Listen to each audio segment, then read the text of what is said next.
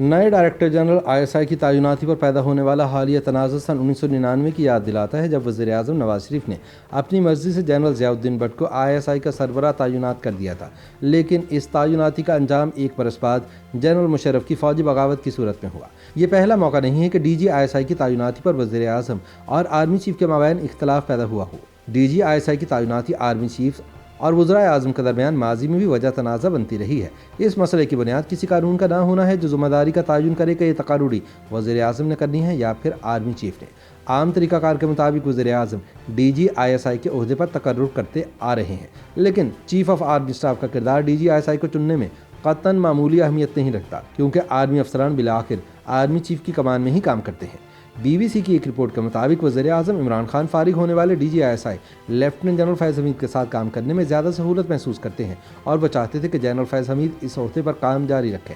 فوج کے اندر معمول کے تقرر اور تبادلوں کے اعلان کے تحت DG ISPR کی تعیناتی سے یہ حقیقت بھی عیاں ہوتی ہے کہ طریقہ کار میں معمولی تبدیلی آئی ہے۔ ISPR کی جاری کردہ پریس ریلیز میں DG ISI کا تقرر کرنے والی اتھارٹی کے نام کا ذکر نہیں کیا گیا۔ بالفاظ دیگر پریس ریلیز میں یہ ذکر نہیں کیا گیا کہ کس نے DG ISI کو تعینات کیا ہے۔ دونوں میں سے کسی طرف سے اس تنازع پر سرکاری بیان میسر نہیں، یا یوں کہیے کہ سرکاری سطح پر کسی نے بھی باضابطہ اس حوالے سے موقف نہیں دیا۔ اس معاملے پر دفاعی تجزیہ کار عمر فاروق کہتے ہیں کہ ماضی میں طریقہ کار یہ رہا ہے کہ وزیر اعظم 3 افسران کے پینل میں سے ایک کا DG ISI کے عہدے کے لیے انتخاب کرتے ہیں۔ 3 افسران کی یہ فہرست آرمی چیف وزیر اعظم کو بھجواتے ہیں۔ تقرری کا نوٹیفیکیشن وزیر اعظم سیکریٹریٹ سے جاری ہوتا ہے۔ ماضی کے ریکارڈ سے پتہ چلتا ہے کہ ہمیشہ ISPR ہی آرمی کمان میں ہونے والے تقرر تبادلوں کے حصے کے طور پر DG ISI کی تعیناتی کا اعلان کرتا ہے۔ مسئلے کی جڑ کسی ایسے قانون کی عدم موجودگی ہے جو انٹر سروسز انٹیلیجنس میں تقرر اور تبادلوں کے امور کار کو دیکھے۔ یاد رہے کہ سن 1999 میں تب کے فوجی سربراہ جنرل مشرف نے اس وقت کے وزیر اعظم نواز شریف کا تختہ الٹ کر اقتدار پر قبضہ کیا تھا۔ اس روز اس وقت کے سول اور فوجی سربراہ کے درمیان اختلافات اپنے منطقی انجام کو پہنچے تھے، جن کا آغاز اس نقطہ انجام سے ٹھیک 1 برس قبل پاکستان کی سب سے طاقتور انٹیلیجنس ایجنسی ISI کے سربراہ کی تقرری سے ہوا تھا۔ 12 اکتوبر 1999 کا دن اس لیے بھی پاکستان کی فوجی اور سیاسی تاریخ کا ایک اہم دن بنا کہ اس روز ملک کی تاریخ میں پہلی بار ایک حاضر سروس ISI چیف کو گرفتار کیا گیا۔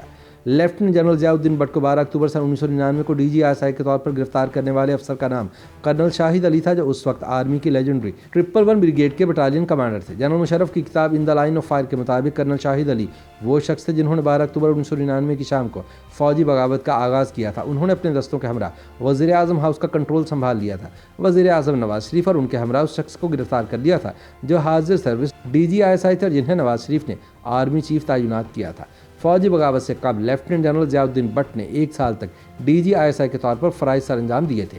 DG ISI کے طور پر تعیناتی کے بعد lieutenant general Zia Uddin but فوجی حلقوں میں ایک ایسے جرنیل کے طور پر مشہور ہو گئے تھے جن کا نواز شریف سے خون کا رشتہ ہے۔ جنرل مشرف GHQ میں انہیں چیف آف جنرل اسٹاف لگانا چاہتے تھے۔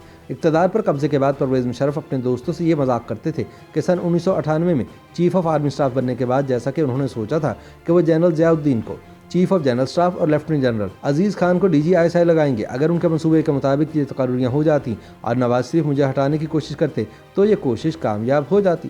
نواز شریف نے ضیاء الدین کو DG ISI بنا دیا، جس کے نتیجے میں مشرف اپنے سابق ISI کے قریب سمجھے جانے والے ساتھی لیفٹیننٹ جنرل عزیز خان کو چیف آف جنرل اسٹاف لگانے پر مجبور ہوئے۔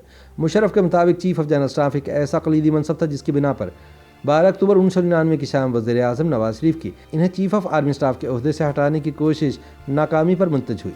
اپنی کتاب ان دا لائن آف فائر میں مشرف نے 12 اکتوبر کے اس دن کے واقعات کی واضح تفصیل تحریر کی ہے کہ چیف آف جنرل اسٹاف کی بھجوائی ہوئی 111 بریگیڈ کے دستوں نے کس طرح جنرل ضیاء الدین بٹ پر قابو پایا اور 10 کور کمانڈر نے وزیر اعظم ہاؤس کو کنٹرول میں لے کر وزیر اعظم اور ان کے ہمراہ موجود اس وقت کے DG ISI کو گرفتار کر لیا۔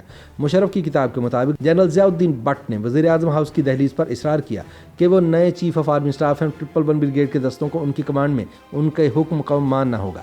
تاہم کرنل شاہد علی نے ان کی بات سننے سے انکار کر دیا۔ بعد ازاں ان کی حفاظت پر مامور اسپیشل سروسز گروپ کمانڈرز نے اپنے ہتھیار ڈال دیے، جس کے بعد زبردستی ان سے سرنڈر کرایا گیا۔ عمر فاروق کے مطابق جنرل مشرف بطور DG ISI general Zia Uddin but پر اعتماد نہیں کرتے تھے۔ اول دن سے انہوں نے ISI سے کلیدی فائلیں یا منصوبہ جات واپس لے لیے تھے اور کشمیر اور افغانستان سے متعلقہ ذمہ داری اس وقت کے chief of general staff lieutenant general Aziz Khan کو سونپ دی تھی، جو اس سے قبل ISI میں اپنی سروس کے دوران کشمیر اور افغانستان سے متعلق امور نبھا چکے تھے۔ दूसरी जानिब जनरल ज़ियाउद्दीन भट्ट वज़ीर आज़म नवाज शरीफ के इंतहाई करीबी थे और न सिर्फ मुल्क के अंदर बल्कि बैरून मुल्क दौरों में भी वज़ीर आज़म के हमरा होते थे। GHQ को इस पर शक हो गया और उसने जनरल ज़ियाउद्दीन को नज़रअंदाज करना शुरू कर दिया। आर्मी चीफ ने बतौर इदारा जनरल ज़ियाउद्दीन भट्ट के बारे में 3 इंक्वायरियाँ कराई, मगर बाद अज़ा उन्हें इन इल्ज़ामात से बरी कर दिया गया कि वो chief of army staff general Parvez Musharraf को बरतरफ करने की वज़ीर आज़म की मनसूबाबंदी या साजिश का हिस्सा थे। 12 अक्टूबर सन 1999 में फौजी बगावत के फौरी बाद जनरल मुशर्रफ ने अनान इक़्तिदार बतौर चीफ एग्जीक्यूटिव संभाल ली और अक्टूबर की बगावत से पहले आर्मी चीफ और वज़ीर आज़म के दरमियान ताल्लुकात की खराबी में इंटेलिजेंस चीफ्स के किरदार की तहकीकात का हुक्म दिया। ये तहकीकात एक लेफ्टिनेंट जनरल ने की थी जो फौजी हुकूमत के इब्तदाई बरसों में मुशर्रफ के सेक्रेटेरिएट का हिस्सा रहे। इन तहकीकात से पता चला कि DG ISI और इंटेलिजेंस ब्यूरो के डायरेक्टर दोनों ही वज़ीर आज़म और आर्मी चीफ के ताल्लुकात की खराबी के ज़िम्मेदार थे। ये दोनों इदारे मिलकर मुल्क की एग्जीक्यूटिव अथॉरिटी तश्कील देते हैं। इस बात का इंकशाफ इंक्वायरी करने वाले लेफ्टिनेंट जनरल ने किया था जो मुशर्रफ के इंतहाई बाएतमाद थे। वज़ीर आज़म नवाज शरीफ ने जिस दिन से ज़ियाउद्दीन भट्ट को DG ISI मुकर्रर किया उसी दिन से वो मुशर्रफ की निगाहों में मशकूक हो गए थे। लिहाजा जब नवाज शरीफ ने उन्हें आर्मी चीफ मुकर्रर किया तो उन्हें गिरफ्तारी भी भुगतना पड़ गई, ताहम वो कोर्ट मार्शल से बाल बाल बच गए।